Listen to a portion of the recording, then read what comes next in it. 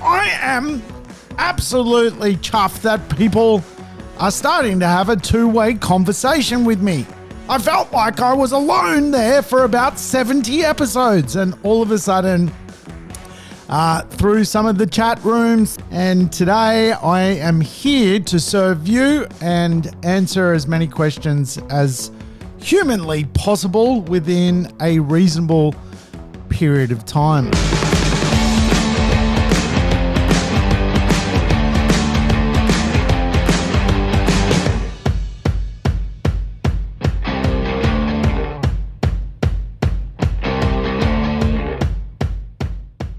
Welcome to the Urban Property Investor. I'm your host, Sam Saggers, here to help you crack the code of real estate wealth. Today's show, another code cracker. We're going to dig into questions which are on your mind. Yes, this show has been built around questions flooding in from property investors. So I am pleased to do a show like this. I think this is actually the first show of its type within the Urban Podcast or Urban Property Investor Podcast series. So I am absolutely chuffed that people are starting to have a two-way conversation with me. I felt like I was alone there for about 70 episodes, and all of a sudden, through some of the chat rooms, through some of the chat bots, we've been collecting some questions which are on people's mind, and today I am here to serve you and answer as many questions as humanly possible within a reasonable period of time. As always, I think it is crucial when playing the show, play the show in double speed, get your life back, and of course, if you are tuning in for the first time ever, wow, where have you been all my life? You have missed out. But no, podcasts are evergreen, so you can go and listen to other past episodes, which are lessons on real estate. Hey, also, we are now pimping out Rafi on Instagram. So if anyone wants to follow a Gopnik dog, you can go to Rafi's own Instagram account, and that is Rafi Fuddy Duddy. Yes, Rafi Fuddy Duddy. So if you feel like looking and hanging out with digitally a happy dog, you can do that by going to Rafi Fuddy Duddy. Yes, we're trying to make Rafi as famous as possible. We think he's a bit of an entertainer as a Gopnik dog. And as such, I think he needs to be your friend. So if you are a long-term listener and you know about Rafi, the Gopnik dog, and you feel like you want to be entertained once a day, we suggest jumping on to Rafi Fuddy Duddy, and you'll find Rafi, the Gopnik dog. All right, now we've got that out of the way. I think it's time to kick off the show. I might have a swig of water. I'm doing this episode early in the morning to beat the Gospodar. As you know, last episode, the Gospodar started the lawnmower literally halfway through the show, and that just, can absolutely meddle with my mojo. So I thought, you know what? Let's just do the show earlier in the morning when it would be socially irresponsible for a Hearth and Home house-proud middle-aged gentleman to mow his lawns or use a leaf blower. So it is early. It is early. The kookaburras have just announced the morning has started, and I am here. So hopefully we are going to have a good episode. We never know until we get to the end of the Urban Property Investor whether it was worthwhile. But we're going to try, because us property investors, we're a tough bunch, and we love stuff. We love hearing about things, and we've always got so many different questions. I think you could write maybe 50,000 questions on real estate. There is so much to cover. So the first questions come in. This one is from Niall P. Yes, we're not going to shout out your surname. I think I did that once and it mortally offended someone. So I am just using the capital letter of your last name, the first letter of your last name. So where do I see the Sydney market headed? Well, this is an interesting conversation. I want to break this one down more so than just considering the idea that capital growth rate hits a marketplace. Certainly, Sydney has been a bit of a surprise package when it comes to its capital growth performance, certainly over the last 12 months, clocking up some 27% capital growth, which is just incredible. That's obviously a lot of growth which wanted to be released into the market and for whatever reason was, held back. That growth, though, has certainly created, I think, a tale of two cities. Sydney today, in my view, is very much a city broken down into regions. And when people sort of ask me about Sydney, I think the question itself needs to be perhaps reframed.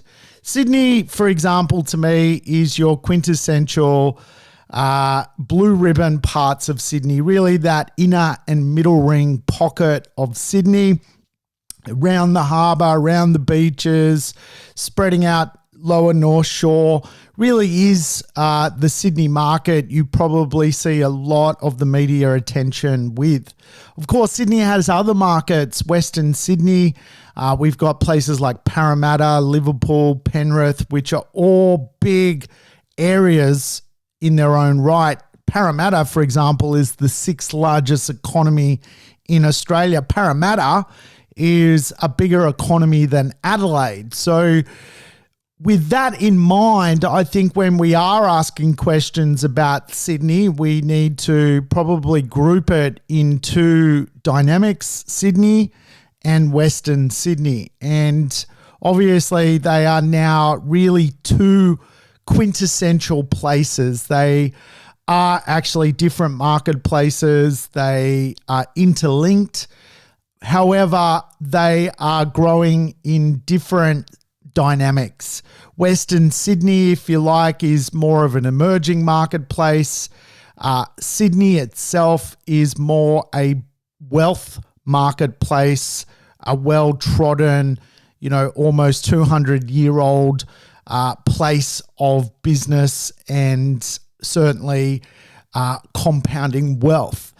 And even in the most recent, horrible lockdown that Sydney side has had to go through, you saw the difference in even policing.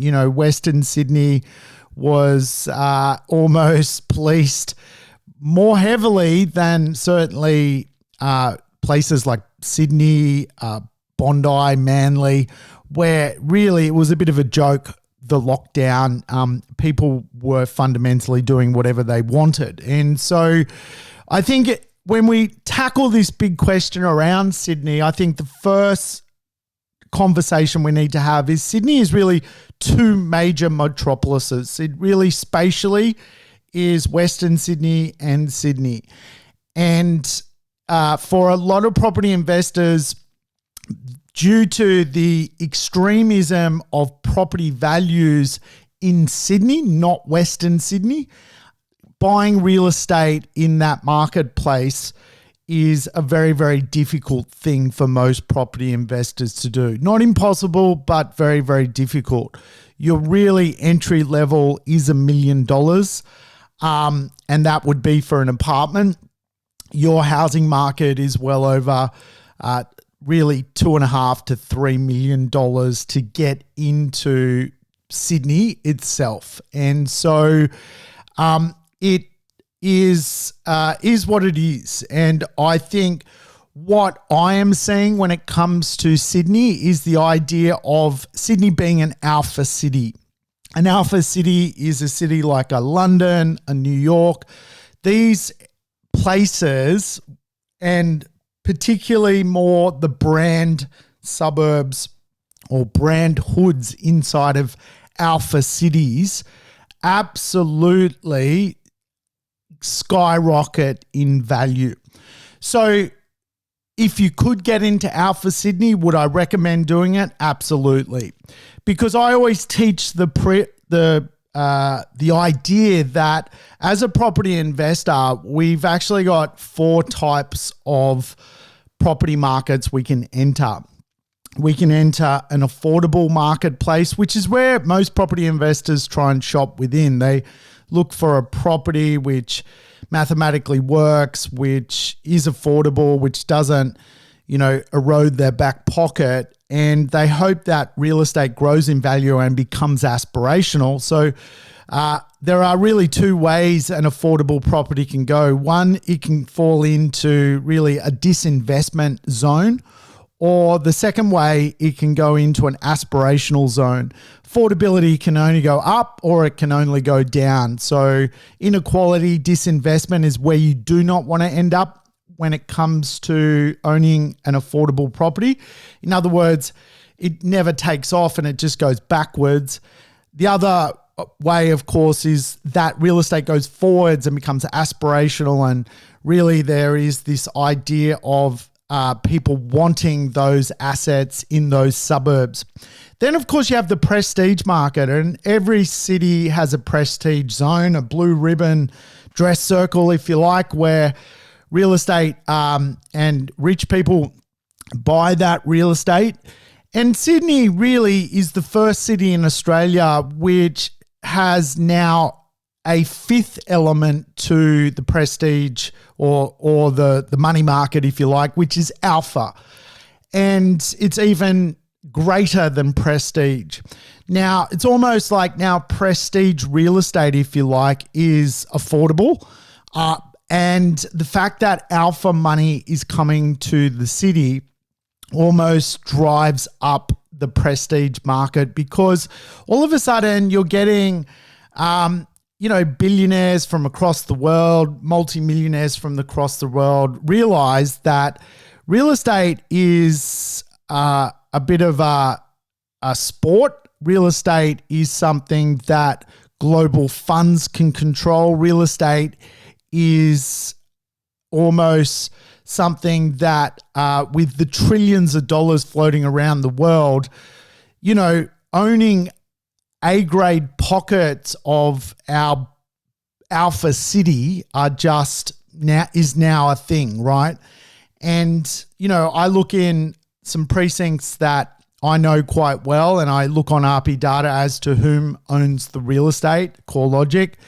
And a lot of it is funds, like a lot of it is international money funds buying up prestige real estate. And of course, they're not budgeting on mortgages. They're literally paying cash to push that alpha market up. And we've seen this in places like London where, today, an apartment, near Hyde Park, can sell for $100 million. The prestige market or the money market that alpha cities bring is just unbelievable. And we're at that point. And of course, because Sydney is now an alpha city, it actually creates a lot of inequality. In other words, Sydney siders actually can't keep up with the alpha dynamic of the city itself. And because a lot of Sydney siders can't keep up with the alpha because of the international, brand it is, and the money from across the globe that filters into Sydney, it almost creates internalized refugees. And of course, again, other cities in Australia do not get this alpha effect. Even Melbourne does not get the alpha effect at this point, but it is the next city really highly ranked to do so. I think for property investors, if you can own a piece of Melbourne or Sydney, like quintessential Melbourne and quintessential Sydney, really is worthwhile, because generally our monetary policy is really driven around those 2 cities. Our secondary cities like a Brisbane and Perth, which are known as New World cities, don't necessarily lead money policy. Money policy is definitely highly geared around Sydney and Melbourne. So you got to get a piece of them if you can. Western Sydney is a different category to the idea of where Sydney is headed. As I allude to, it is great to buy affordable properties. A lot of Western Sydney will fall into inequality, into disinvestment. Really what that ultimately is people can barely afford to own the assets in the market, let alone renovate them, let alone do them up. And of course, when owners or landlords struggle to just pay the bills, real estate generally goes down in its look and its appeal, and all of a sudden you get this concept of disinvestment, which is a thing in real estate, right?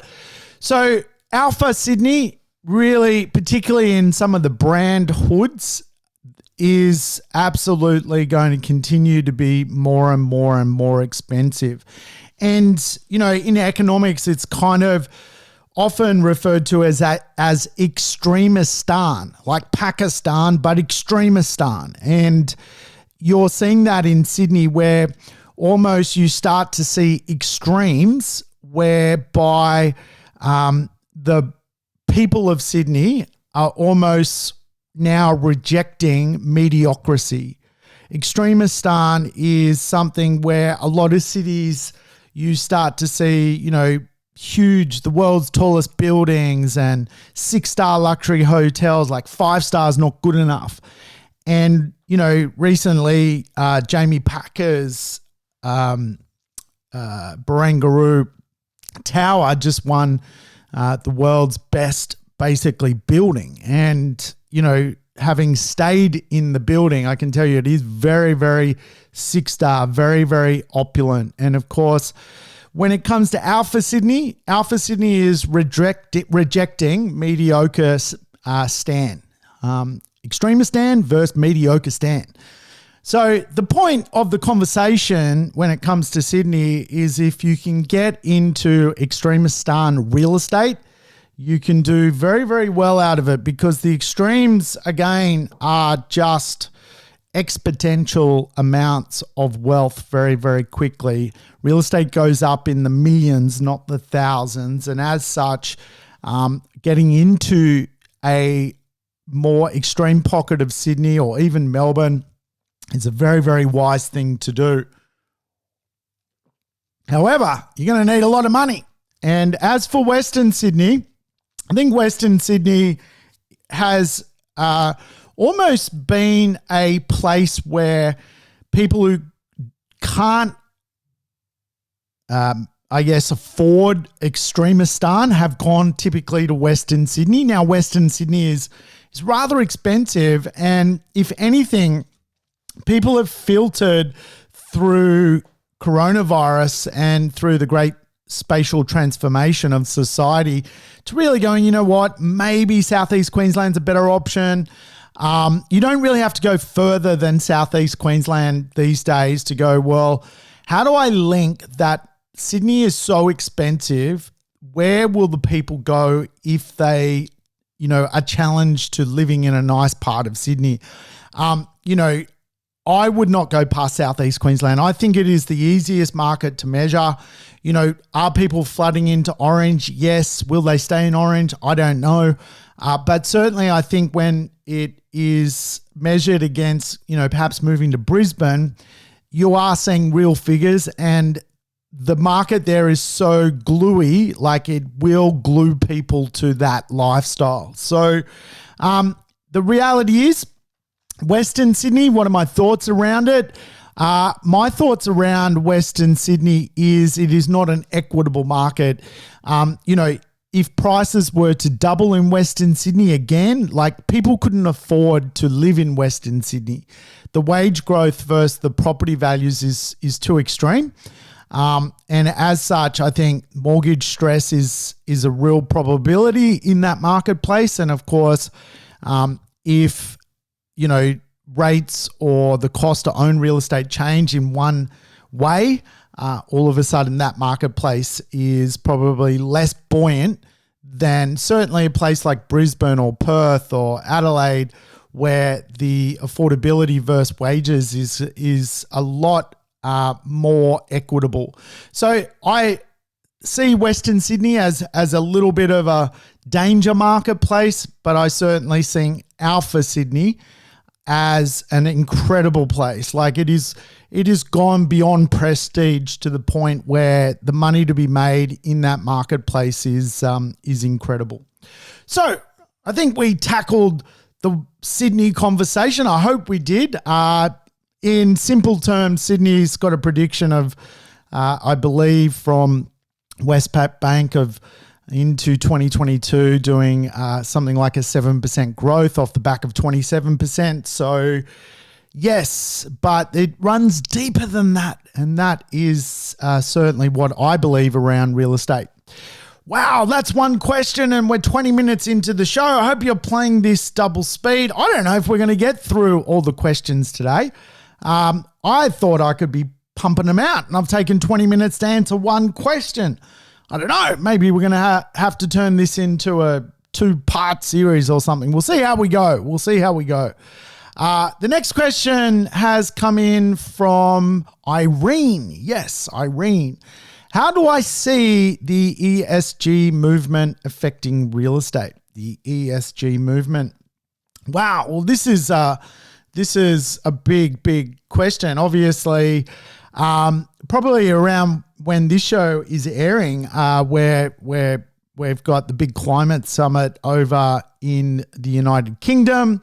The idea of real estate heading towards a very environmentally friendly space is a real thing in my world. I do see the idea of the ESG movement certainly coming into real estate. And of course, if anyone doesn't know what the ESG movement is, it is fundamentally the idea that there is going to be stronger governance around the environment and, of course, the social impact of certain decisions. And the idea that, for example, to create real estate, if there is more green initiatives around real estate, which is a big carbon emitter, that the supply chain of real estate almost needs to be looked into to make sure that it is environmentally not impacting the world. So the idea of ESGs, if you like, is that governments around the world are starting to question how things are created and how things are run. And all of a sudden, for many property investors, this puts them in a place where what does the ESG space actually mean for them as a property investor? Now, if you think of things like coal, which of course is a bit of a dirty word these days in the environmental space, but Australia is a land, if you like, of iron ore and coal. So the conversations certainly the government here has in Australia is very different to, for example, the government of Germany, whereby really Germany is a technical and manufacturing nation, and as such, its jobs are more based around engineering and, of course, creating things, manufacturing things. They produce, cars and, really quality goods. Here in Australia, we kind of run, I guess, a financial space of smart economics, but we're also very, very huge when it comes to being the world's quarry. We have most of the good coking coal, and we have certainly the best iron ore deposits in the world. And of course, the world, if you like, is run via steel. And to make steel, you fundamentally need good coking coal and you need good iron ore. And the ESG movement, if you like, is designed around governments, but also major Fortune 500 companies and also superannuation and pension funds being very ethical with where they deposit money and how they lend money. And so, for example, it is very uncommon today for a major fund to want to fund a new coal project, because obviously coal is the biggest, one of the biggest challenges to the environment. So the ESG movement basically is this kind of concept where governments around the world are thinking, well, what are the ramifications of environmental and social impacts of an industry, and as such, the money going into that industry is also questioning whether, the industry itself needs to clean up. So what does that do, for example, to coal prices? Well, right now coal prices are skyrocketed, right? And what fundamentally it does is it almost creates a higher price because there's going to be less production of a certain thing. And so with coal, there is not going to be huge amounts of more coal mines that are created into the future across the globe. So the coal mines that exist suddenly become more and more valuable. And recently, you saw, for example, I don't know if anyone was watching the news, but Twiggy Forrester, the great billionaire iron ore magnate from Western Australia, comes over to the eastern states and has been backing, for example, hydro schemes, which are basically green efficient schemes, where he is now investing in the ESG movement. And I think we can learn that that is a market mover. When an iron ore billionaire goes, well, we need to make a shift here to the green economy, and I will put Twiggy Forrester's money into the green economy, which is the polar opposite to the iron ore economy. You're starting to see that the pieces are starting to come together. The players are starting to maneuver into the marketplace. So, of course, what does this mean for real estate? This is a big conversation, and I've certainly been very vocal around some of the environmental challenges that real estate has as a thing, and that, real estate throws out around 13% of all carbon problems here in Australia. So it is a big depository of challenges to the world. Obviously, energy is fundamentally used in heating and cooling homes, and of course, constructing homes, and the construction space is a big part of it. So attitudes are changing, and I think when it comes to what it looks like for property investors, and this is something that I think we've just got to have in our medium-term radar, that by 2030, for example, England is going to only have electric cars. Diesel and petrol cars are going to be scrapped. Today, 1 out of every 5 cars rolling off a German production line is electric or hybrid. So the world is headed towards this place. Australia is a laggard, and we are a laggard because we sell iron ore and coking coal. So no matter what we think here in Australia around the idea of the ESG movement, it's always going to be slower, the uptake here, compared to, for example, Europe or other countries across the globe, certainly in the Western world. And certainly, if you go to places like Dubai, they're market leaders when it comes to the ESG movement.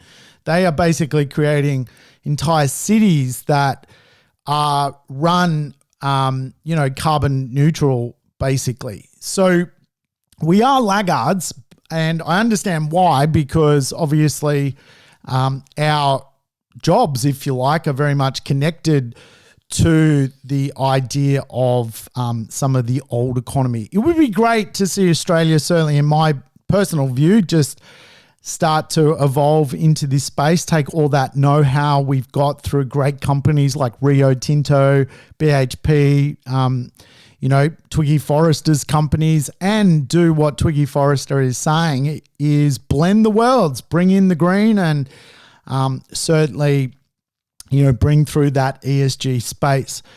But how does it relate to you as a property investor? This is the interesting part. And certainly within commercial today, commercial buildings are graded basically on their energy efficiency. So, for example, Westpac would not rent a 4-star energy efficient building.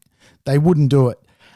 They may have some leases on some current stock, but moving forward, really the big companies of the world are all going sustainable. And so the real estate which is most sustainable is certainly the most attractive at the moment. And you are seeing that with the transformation, certainly in the office marketplace, the retail marketplace. Some of these initiatives are starting to unfold off the back of the environmental part of the ESG space. Sounds like MSG, doesn't it? The old MSG used to go on the old Chinese food, and we'd all be tucking into food for hours, wouldn't we? And then they, I think, outlawed the MSG. So how does this affect you as a property investor? Well, really a couple of ways. Firstly, for example, like coal, real estate is actually getting harder and harder for developers and builders to produce because of the thermal and Green Star rating new real estate has to adapt to come into the marketplace. So we're at roughly a NATA score of around a 6 at the moment, but the evolution of that is to get to a 7. So 7-star green efficiency rated dwellings coming to marketplace. In fact, today you can get a home loan cheaper if you can prove that you have a 7-star efficient property that you own. And so that is amazing. The fact that you can borrow money at 0.5% less today, right now, if you own a 7-star efficient home or dwelling, is a real thing. And it's certainly on my radar for many of my property investors, where we're just exploring, well, is it actually mathematically better as an investment to go 7-star so you can save literally a bucket load of cash over the lifetime of the loan product? And again, it's a real thing. So many funders influencing the ESG movement by basically, influencing the interest rate. Again, where does this sit with property investors? How do I see it unfolding? Well, as you know, negative gearing is really here to stay. We saw the Labor Party in the 2019 election, Bill Shorten, choke at the end. The reason was a lot of that had to do with messing with the investment tax system, certainly with the property people, the negative gearing tax system. And as such, I think most political parties do not want to kick that football down the road anytime soon. So what do I see happening with the ESG movement? I see potentially 2 pockets of problems for property investors: tax and insurance. Now, I personally think that down the track, maybe 5-6 years from now, a property which perhaps scores lower than a 5 when it comes to its energy rating will get a tax. It'll get a carbon tax. And properties that score over a 5 will, potentially won't. Or there'll be some sort of logic around the idea of the scoring of carbon. And again, real estate is a big carbon producer. I think it will be pointed towards property investors. I don't think homeowners will suffer the carbon tax, if you like, but I certainly see property investors that do not own thermally efficient assets into the future, basically paying a carbon offset. And as such, that could look like a couple of $1,000s extra a year for that ownership. And again, I think why scrap negative gearing when you can just introduce a tax, which actually by the mainstream of society is something that everyone wants. Everyone wants to be, carbon neutral, and that comes at a cost. And this is again where I think a lot of what I call, Chardonnay millionaires love having a shardy, talking shit at a barbecue, and, the rubber meets the road when you have to actually fork out of your own back pocket to pay for this thing. And this is where, the world's actually headed towards. Certainly inside of my business model, we are now designing our company to basically have no ESG issues. So we're offsetting everything we do. Every property we work on, we fundamentally donate money to the big scrub in the Byron hinterland to basically plant more trees to again offset the work we do inside of real estate. So into the future, what do I see? I see definitely a carbon tax on property investment for the wrong property investments. And to give you a context, an older property will probably score a thermal efficiency rating of around a 2. A property which was perhaps designed in the last 10 years, a thermal rating of around 5.5. And properties which are coming to market nowish and, in the not so distant future, in the next 2 to 3 years, will score like a 6.5 to a 7.5. So a 30-year-old property is a 2, and a property today is like a 6.5 to a 7. So it's a big, big difference. And I think the government will use this to almost encourage people into the new construction market by getting a tax offset, because obviously for the government, socially, they want more properties produced. They want more properties produced because that obviously creates roofs over people's heads. And that government has always tried to use supply to solve the other big challenge within the ESG space, which is the social challenge of real estate. And real estate today is making a lot of refugees. As we know, as I talked about in Sydney, Sydney is now an alpha city. If you're not capable of keeping up with multi-millionaires, which, is it's a tough thing to do, you're spat out, right? So real estate in an alpha city, for example, like Sydney, almost creates a social problem because of the sheer cost to get into the city.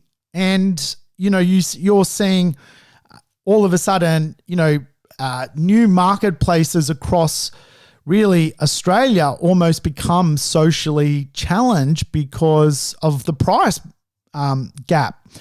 Now, even a city as, beautiful and remote as Hobart today is ridiculously expensive. Brisbane is booming. It will become expensive. Melbourne already, is fairly well expensive. So again, what socially is unfolding through not only the environment, but because of the extreme price index of real estate, is a future social housing problem. In other words, those who earn the least may not have anywhere to live, because in capitalism, we love extremistan. We don't like mediocreistan. We all are striving to be wealthier and better, and all that does is almost create a challenge for suitability for certain people in society to keep up with the Joneses. And of course, that creates all sorts of social problems. And in one of my recent episodes, which I talked about, some challenges with some people I know now being ostracized from the community because of the costs to keep up with the Joneses. And we've seen this in many cities across the world. When they turn alpha, the social problems start to unfold. And the reality is, a lot of Australia today is certainly less affordable than it was, say, 2 years ago. So for me, I think I say for me way too much, don't I? For me, I need a new word. But the social part of the challenge of the ESG movement is a thing. Certainly what governments have relied on in past eras is property investors providing properties to the marketplace. Do I see that being a long-term trend that will continue? No, is the short answer to that. And I've mentioned this in the past before. By 2030, I don't think the primary source of rental properties coming into the rental market will be mum and dad property investors borrowing equity from their home, taking the risk to go and buy a rental property to rent out to someone. I certainly see the biggest challenge with what has unfolded off the back of the alpha, price exchange, which is occurring, and prices running away, is that a lot of people who own homes have equity in them, but they're under an equity lock. In other words, they can't actually borrow the equity because they can't afford it. And when you're paying too much, a high price for real estate, that it is what it is. You fundamentally can't keep borrowing and borrowing if you don't have the income to service it. And this is why quite often in property investment, investment advisors and buyers agents will use diversification strategies to diversify assets because of the yield that real estate brings. And of course, one of the tricks to quite often building a property portfolio is to use the rental property or the rents to help finance acquiring more assets. But, can that go forever? When I started property investing, it was very common for people, to try and aim as high as possible to end up with 20, 30 properties. Today, 3 or 4 is a really, great number. That's so impressive considering the prices for quality assets today. So the social challenges I see with real estate, without question, won't be solved by property investors. It will be solved, I think, by the build-to-rent movement. And of course, the build-to-rent movement is the movement where today, again, these huge companies and monetary funds and pension funds and Canadian superannuation funds are buying real estate at a global level, whether that alpha real estate in the prestige market or whether that's actually development sites, and looking to bring into the rental market really affordable product. And when I say affordable product, it is designed generally to be more in line with like a boarding house build to rent is really like a boarding house. You're seeing, 25 square meter apartments that are being built. They're not designed to be resold. The zoning permits for them are, basically clustered housing. And, when you look at the imagery of the product itself, it is not comparable to what typically owner-occupiers want. But because it is 25 square meters or small, mathematically, it works, right? It works for the developer, and it works certainly for the tenant who spends, $220 renting the property as opposed to renting more space and having to come up with $500 a week. So I see certainly for many people in the less skilled part of the economy, this is where they're going to drift into. And again, the reason you're starting to see these pop up is, for someone who's maybe, a sandwich hand working in the city, instead of, for that person who maybe, isn't yet married, isn't sort of got two incomes to fend for themselves. They don't earn a lot of money, and for them, they really just need a dormitory situation to sleep in close to where they work. And of course, this is the concept. So, planning is a big part of the social challenges here in Australia, and I think the ESG movement, if you like, going back to coal, is going to actually make properties more expensive because the ability to produce more coal mines makes coal more expensive. The ability to produce more real estate haphazardly is absolutely just going to push the value of real estate up.